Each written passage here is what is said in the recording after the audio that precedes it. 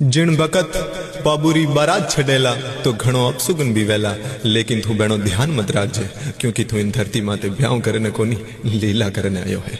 जिण बकत देवल बाल बिखेरड़ी चवरी बिचे रोती आवेला, भुरजाड़ा खड़ो हो जाए और आखे मरद जातरी लाज राखजे। चांदा डामा जेड़ा भील भाई बेने तू छाती रे चेपजे, बे 140 भड़जोदार थारे एक आका माते कट कट ने खेत हो जावेला, पण रणभूमि में पाछा नहीं घिरेला।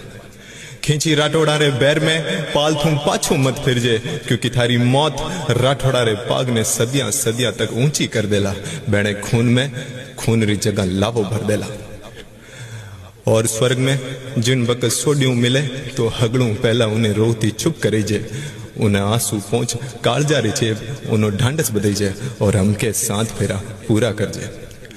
पाबू थने आ दुनिया कदई नहीं भूलेला, केवेला के एक मरठधारी मोड़बन मुछाड़ो मरद ममता रे फूलों ने मसड़ आकाश दुजावती दाकल हाथे गाया री बाहर छड़ियो।